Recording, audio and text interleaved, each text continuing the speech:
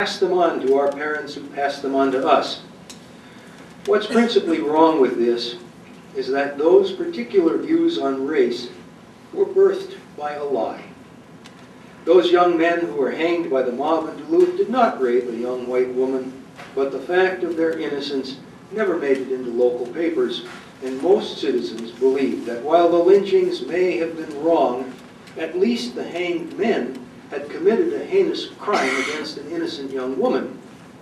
So persons native to northern Minnesota, northern Wisconsin, who still hold racist views, if pressed, might tell us they heard racist comments and attitudes from older family members, and those opinions quite likely stemmed from that long ago lynching in Duluth, and that those views were based on the lie that black men raped a white girl on June 14, 1920.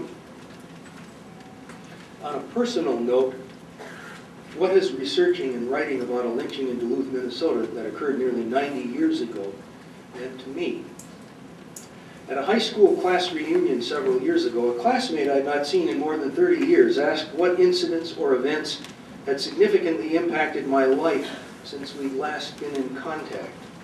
My answer surprised him and also surprised me a little, I think. I said that the June 15, 1920 lynching of 3 black circus workers in our hometown had tremendously influenced my life in ways both personal and political, and it continues to inform me as a writer. The impact of those horrific murders has given rise to discussions on race and racism throughout this region of the country, and I've been privileged to participate in many of them, like this. They've been life-changing, allowing me to see and feel racism from the perspective of those most affected by it in ways I, as a person of privilege, couldn't have perceived prior to the 2000 republication of the lynchings in Duluth. On talk radio, much of which, in my view, is the bane of our culture, eliminating any possibility of civil discourse, I've heard comments like, "Slavery ended almost 150 years ago, so just get over it. You weren't victims." While it's true that descendants of slaves were not slaves themselves, victimization continues well beyond the era of slavery. Does the phrase 40 acres and a mule resonate with anyone today? Why do you suppose has Spike Lee named his film production company 40 Acres and a Mule Filmworks?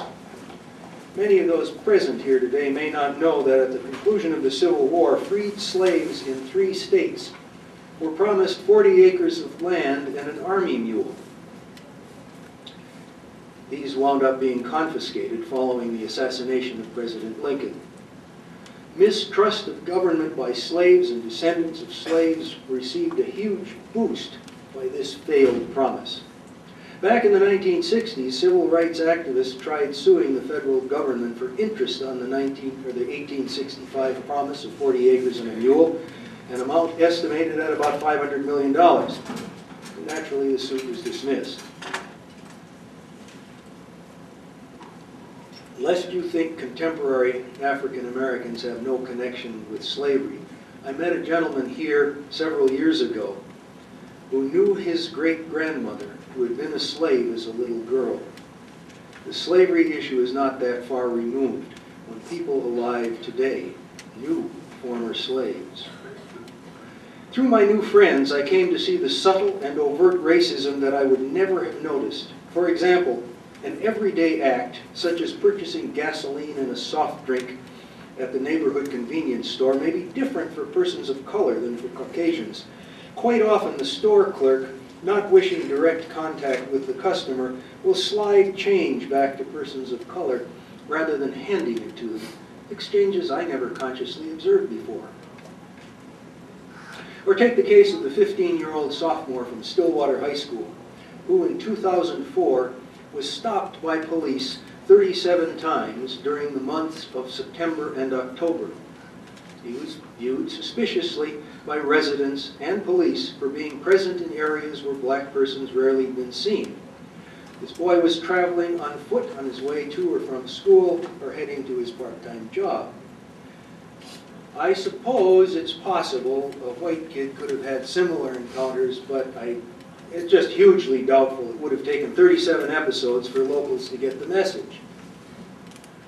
I recall the late Jim Griffin, who at the time of his retirement was the highest-ranking African-American police officer in Minnesota and was the deputy chief in St. Paul. He was also the past president of the city's school board. Told me about the afternoon during his 80th year when he, his 82-year-old wife and grandson, driving in a northern Twin Cities suburb, were stopped by an officer because of a faulty taillight on their car. As Jim reached for his identification, he noticed two other squad cars pull alongside his vehicle. And as a former cop, he knew exactly what had happened. The officer who stopped the car of this old couple had called for backup support. I'd always thought my knowledge of American history was at least passable, but my awareness had inevitably precluded the stories of minorities and even some of the legislation that impacts them. In Bemidji, an Ojibwa woman spoke of her 100% Ojibwa granddaughter, who because of an early 1940s act of Congress is not considered a Native person and is thus not entitled to benefits accorded Native peoples. Back then, the United States Congress decreed that Native people must meet a blood quota before they could be enrolled in a tribe. The blood quota is set at 1/4. This doesn't merely mean that a person may be 1/4 Ojibwa, for example, but rather that the quarter that is Ojibwa must come from a specific band of that tribe, that is from either something like the Fond du Lac or Red Lake bands. But due to generations of intermarrying among Native peoples, the woman's granddaughter does not meet the 1/4 specification with any band, thus she is not officially a Native person. The woman said that many bands are so small they must marry outside their band to avoid passing on recessive genes. She concluded her remarks with, "What European invaders tried to do nearly 300 years ago to achieve the elimination of our people is now beginning to come to pass, and almost nobody knows about it." Until she spoke, I was one of the many who didn't know.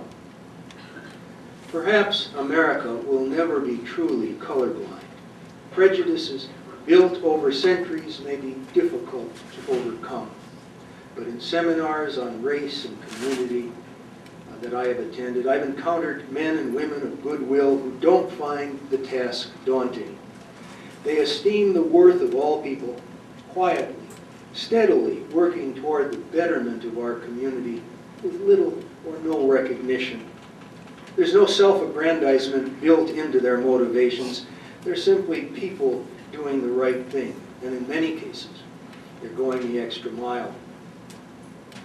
I'm thinking of the Clayton Jackson McGee Committee in Duluth, dozens of dedicated volunteers who regularly met for 3 years to raise funds for the establishment of a moving memorial to the lynching victims in that city, and who also created a curriculum available online to any teacher who desires access to information for his or her classroom.